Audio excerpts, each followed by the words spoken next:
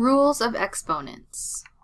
An exponential expression of the form a to the n, where a, the base, represents any real number, and n, the exponent, is a positive integer, is equivalent to having a times a times a times a n times. So there are n factors of a here.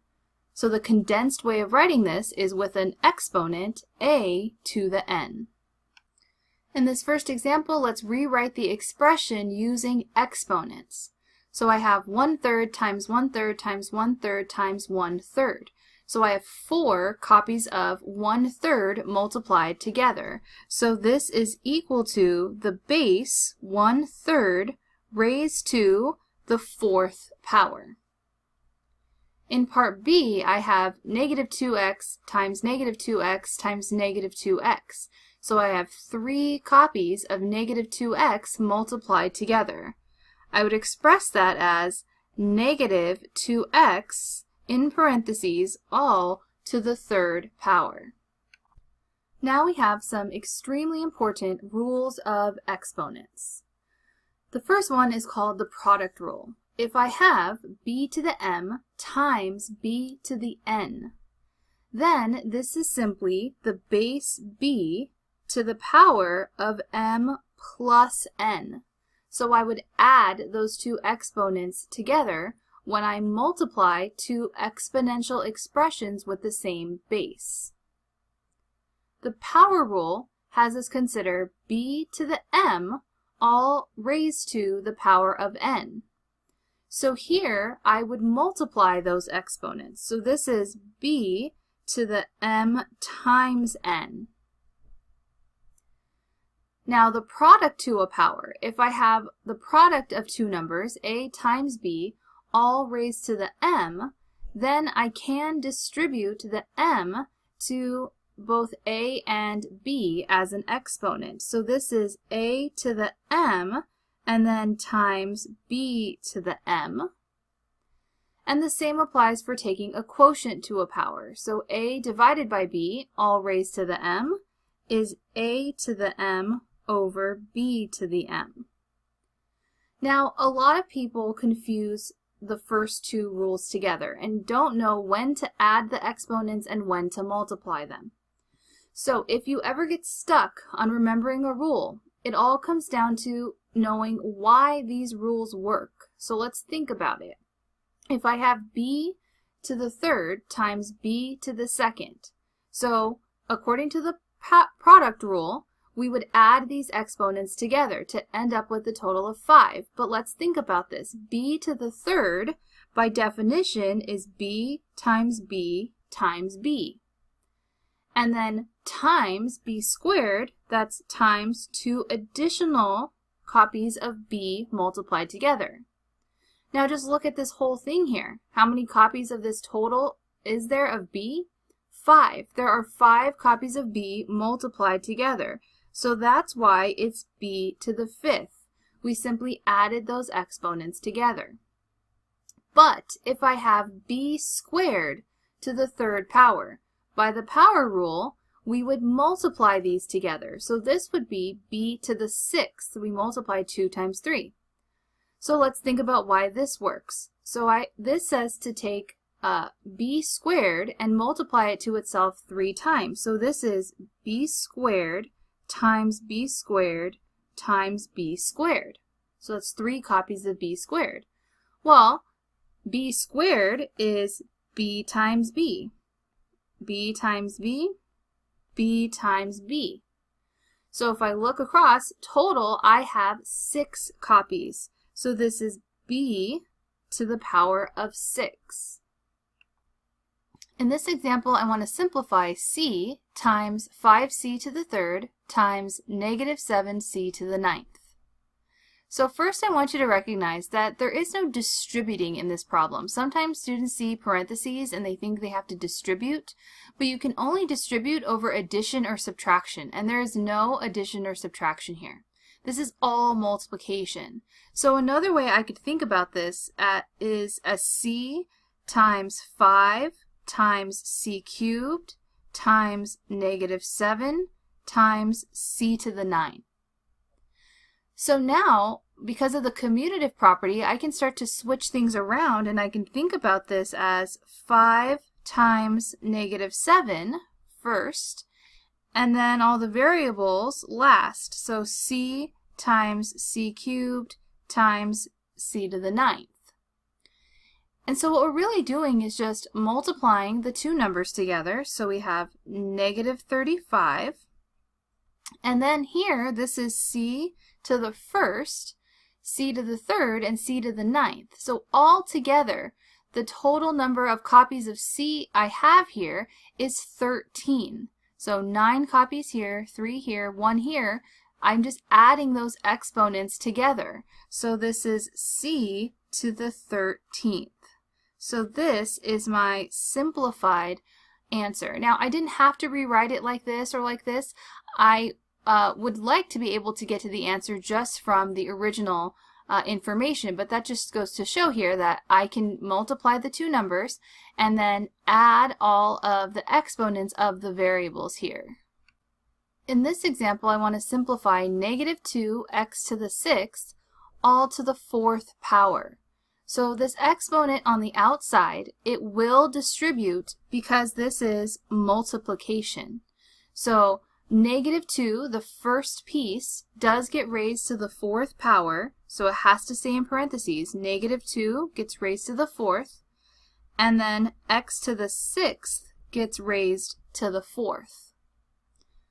Alright, so now here, -2 to the 4th power, if I multiply -2 times itself 4 times, I'm going to get +16. And now here, I would multiply these exponents together. So here, x to the 6th to the 4th is x to the 24th. So 16x to the 24th is my answer. Let's go ahead and simplify. 5 over 15x squared, all raised to the 3rd power. Now this exponent of 3 will distribute over the quotient to the numerator and denominator. But before we do that, let's go ahead and recognize that I can reduce the 5 over 15. So that's going to simplify to 1 over 3. They both divide by 5. So now this is 1 over 3x squared raised to the 3rd power. And now I'll distribute the exponent to the numerator and denominator. So I get 1 to the 3rd over 3x squared to the 3rd. So I have to be careful. That exponent goes to the entire denominator, so 3x squared. And then that exponent distributes over this multiplication. So 3 times x squared becomes 3 to the 3rd power, x squared to the 3rd power. So I have just 1 to the 3rd is 1, over 3 cubed, and then x squared cubed. So finally, I have 1 over 3 to the 3rd is 27, and these exponents multiply. So I have x to the 6th power. So I have 1 over 27x to the 6th. In this example, we have -x squared, and then I have x times y squared all to the 4th power. So to clarify once again, I can't do anything like distribute this in, so there's no addition or subtraction here. And also this exponent of 4 is creating a little bit of an issue as well. So this is essentially order of operations. There's nothing I can do inside the parentheses here. So the next thing would be move to exponents. So this exponent will distribute because this is multiplication. So the 4 will be the exponent of the x and will also be the exponent of y squared.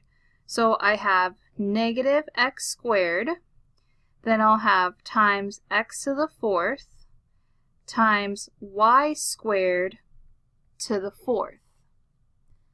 Alright, so now let's see. These two pieces will combine together to be x to the 6th. So this is 2 copies of x and 4 copies of x now for a total of 6 copies. So -x to the 6th. and these will multiply together. So this will be y to the 8th. And remember, if you start to get confused, you can write it out. So this is x times x. This is 4 copies of x. Whereas here, this is 4 copies of y squared. So y squared, y squared, y squared, y squared. So that's where the 8 copies of y are coming from. So until you kind of get those two properties straight for exponents, I would recommend doing that because properties of exponents is a very important topic. Now we're going to look at some more rules of exponents. What happens when I have a negative exponent? So if I have b to the negative n, what that is equal to is 1 over b to the positive n. So we always want positive exponents. So if I see a negative exponent, I'm going to bring that to the other side of the fraction bar. So I'm going to go ahead and leave a 1 on the top and rewrite it as 1 over b to the n. If the negative exponent is already in the denominator, because on this one it's in the numerator, this is b to the negative n over 1. But here, if the negative exponent is already in the denominator, now it's going to move to the other side of the fraction bar. It's going to move to the numerator. So this is just b to the n. So when it moves to the other side, the exponent becomes positive. Now, if I have a fraction that's raised to a negative exponent, then what that's going to allow me to do is take the reciprocal of the inside. So I would have d over c to the positive n. So that's how we'd make the exponent positive, is by taking the reciprocal of what's inside being raised to that negative exponent. Now, the quotient rule here, if I have b to the m over b to the n, then that's equivalent to subtracting n from m and leaving the same base b. So this is b to the m minus n. So I want to be able to rewrite this just as one base, the same base b, but what I'd have to do is subtract the n from the m value. And finally, if I have a 0 exponent, anything to the 0 power is 1, and if I have an exponent of 1, then that just leaves my base the same. Now, there's one other way to think about this. If I wanted to, I can write this as 1 over b to the n minus m. So either I can take the exponent and subtract it from the numerator's exponent, but if I want to take the m and move it to the bottom, then it's going to become minus m. So we may have to use this idea of subtracting the exponent in both directions. So subtracting the bottom one from the top one leaves my base value on the top, but if I subtract the top exponent from the bottom one, then I'd have 1 over that n minus m. Alright, before we move on, huge warning. So if I have something like 3 times x to the negative 2, that's equal to 3 over x to the positive 2. So notice the only thing that moved was the x to the negative 2 to the bottom and became x to the positive 2. The 3 did not go with it. So this is 3 times x to the negative 2. The 3 stays in the numerator. So it does not become 1 over 3x squared. So we have to think about the coefficients as separate. The only thing being raised to the negative 2 is the x, not the 3. What does it mean to simplify? So if the instructions say simplify, simplified expressions have only positive exponents and fractions reduced to lowest terms. Here we're going to simplify. We're going to assume the variables do not equal 0. And remember, there should be no negative exponents. So here we have 2 times s to the negative 3. So the only thing being raised to the negative exponent is s. So we're going to have to move that to the other side of the fraction bar. So we'll leave 2 in the numerator over s to the positive 3. So this is as simplified as this first one can get. Let's go ahead and simplify this next one. So notice that I have in the denominator a lot of negative exponents. So those are going to have to move to the numerator and become positive exponents. So in the numerator, I'll have the 12 times a to the third that was already there, and then I'll multiply a to the positive 2 times b to the positive 3 times c to the positive 4. And all that's left in the denominator then is just a 1. It's just a 1. So we're not going to keep the denominator from here. All we're going to do now is recognize that these have the same base. So I have 3 copies of a and another 2 copies of a. So I add the exponents. So I'll have 12 a to the 5th, b to the 3rd, c to the 4th.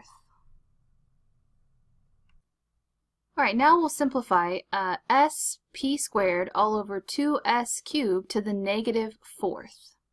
So again, it is like following order of operations. I can simplify what's inside the parentheses first, and I can see I have an s, and then I have an s cubed here. So I can think about this in 2 ways. I'm going to rewrite it a little bigger. So I have this s and this s cubed. Well, the s cubed, that's s times s times s. So one copy of s up here will cancel with another copy of s down here and leave me with just an s squared on the bottom. So this is p squared over 2s squared. So that's one way to think about it. The other way to think about it is if I left that s on top there, that's an s to the first power.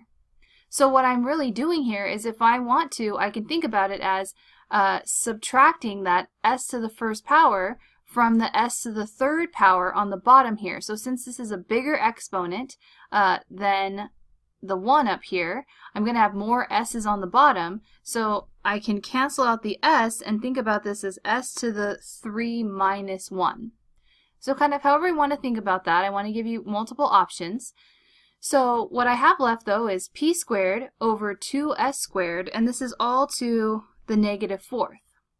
But remember, if I have a fraction inside raised to a negative exponent, or a quotient to a negative exponent, I can simply take the reciprocal. So 2s squared over p squared to the positive 4th. So I take the reciprocal of the inside. Now, I don't change the signs. So the reciprocal just means switch the numerator and denominator, so we're not making those exponents the opposite signs. We're not changing those signs. Now we're going to go ahead and distribute to the exponent to the numerator and denominator. So I have 2s squared to the 4th, and then p squared to the 4th. Well, that's 2 to the 4th, s squared to the 4th, over p to the 8th, or 16 s to the 8th over p to the 8th. So that exponent of 4 applied to the 2 and to the s squared. And I can't forget that it distributes over multiplication. Now here I have negative 8 to the 0 plus the quantity negative 5m to the 0. So here, this is a negative 1 times 8 to the 0. That negative on the outside is really a negative 1 times 8 to the 0. And then I have this negative 5m to the 0. So anything raised to the 0 power is just 1. So here I have negative 1 times 1 plus 1. So negative 1 plus 1 is equal to 0. And the common mistake here is for students to just take this whole negative 8 and raise it to the 0.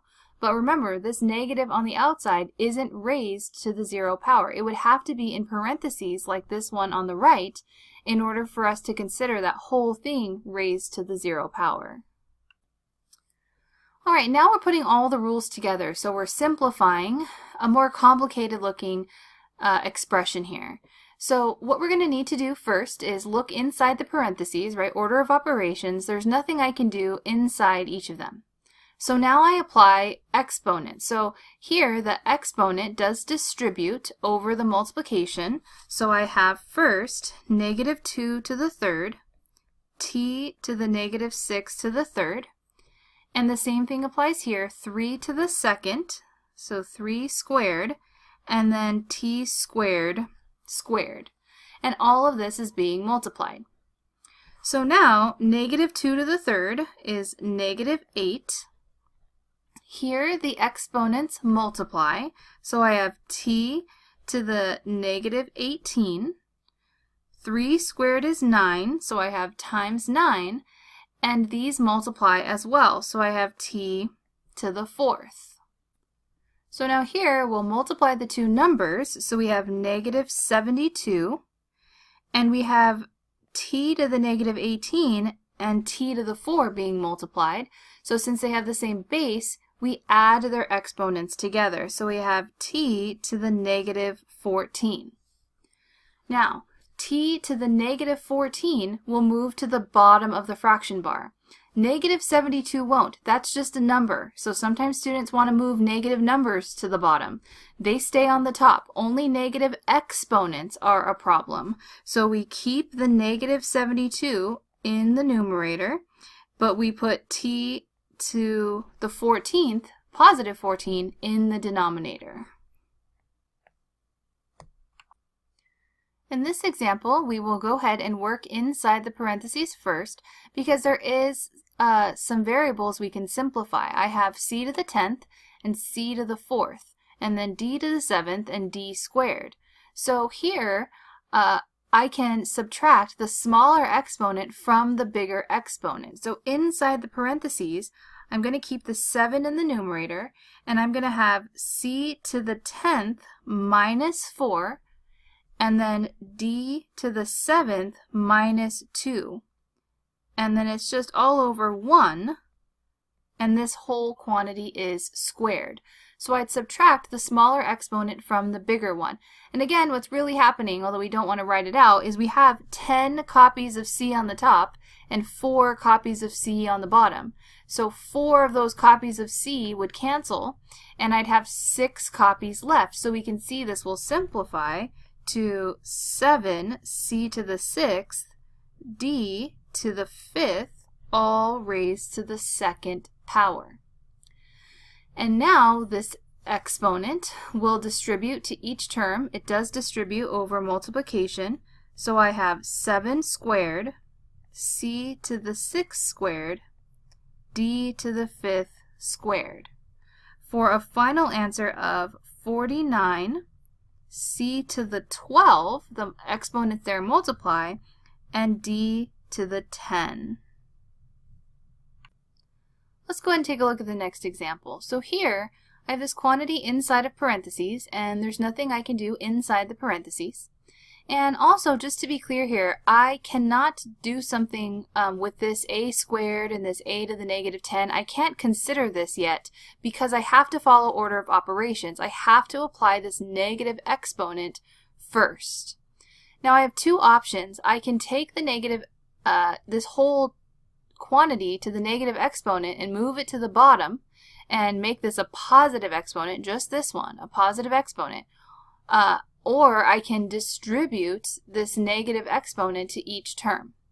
So I'm going to go ahead and choose to not distribute a negative exponent because that's just going to create more terms with negatives, and I don't want negative exponents. So I'm going to choose to write this as 1 over, so on the bottom I have 18, a to the negative 10, b to the 6, and then I'm going to move this whole term to the denominator, this 3a squared, b to the negative 11, and all of that's going to be raised to the positive 2. Now I want you to notice only this negative 2 became a positive 2. This negative 11 did not. So I'm only applying this outer exponent because I moved this whole quantity exactly as it is to the denominator. So now I'm going to distribute the exponent of positive 2 to each term in the denominator. So I have 1 over, I'm going to leave for now, 18, a to the negative 10, b to the 6th. I'll have 3 squared, a squared squared, and b to the negative 11 squared. So this exponent will distribute over multiplication. And then let's go ahead and go a little bit further. So I have 1 over, I have 18, a to the negative 10, b to the 6th. 3 squared is 9. Then I have a to the 4th, b to the negative 22nd. All right.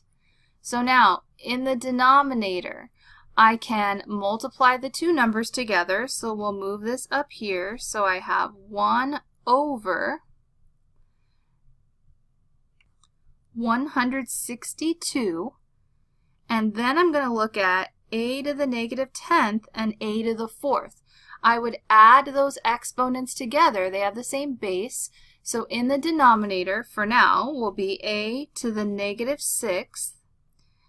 And then I'm also going to look at b to the 6th and b to the negative 22. Those exponents would also add together to give me b to the negative 16. All right, so now I have to move a to the negative 6 and b to the negative 16 to the numerator to make those exponents positive. So a to the 6th, b to the 16th over 162 stays in the denominator. Now, as I said at the beginning, I did have the option of distributing the negative exponent to begin with. And I just want to quickly look at a common mistake sometimes that students make, so I'm going to do it in red. If you do distribute this exponent to all of the terms and you end up looking at 3 to the negative 2, a lot of students end up messing up this quantity because they automatically make it a negative 9. This is not equal to negative 9 because what is this equal to? Well, this just moves to the bottom. So this is 1 over 3 squared. So this is 1 over 9. So it's not equal to negative 9. I'm not sure why it happens, but it happens enough for me to want to bring it up.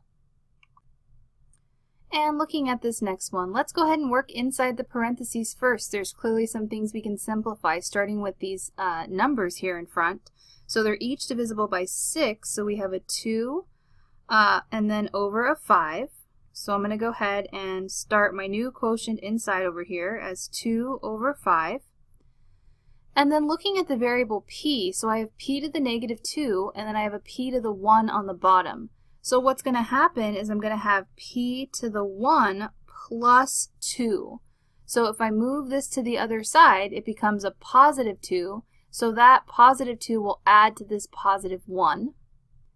And for the q variable, I have a q to the 9th on the top and a q to the negative 2 on the bottom. So when I move the negative 2 to the top, it's going to be a plus 2 to this 9. So I have q to the 9 plus 2.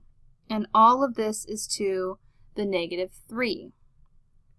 So this is 2q to the 11th over 5p to the 3rd, all to the negative 3. Now, I don't want to distribute in a negative exponent, so I'm going to take the reciprocal in here. So that will get me 5p to the 3rd over 2q to the 11th, all to the 3rd power. So we just switched the numerator and denominator. Notice the exponents did not change signs. Only the one on the outside did. So now I will distribute that exponent of 3 to each term. So I have 5 to the 3rd, p cubed to the 3rd, 2 to the 3rd, or 2 cubed, and then q to the 11th to the 3rd. For a final answer of 5 to the 3rd is 125. I have p to the 9th. These exponents will multiply. 2 to the 3rd is 8. And then I have q to the 33. Those exponents will multiply. Lastly, I just want to point out that there's more than one way to achieve the right final answer. There's only one right final answer, but you could have distributed the negative 3 to every single thing first, There's a lot of different routes we could have taken. I'm just trying to go through as many different types of problems as I can to kind of get through a lot of the techniques to simplify exponential expressions.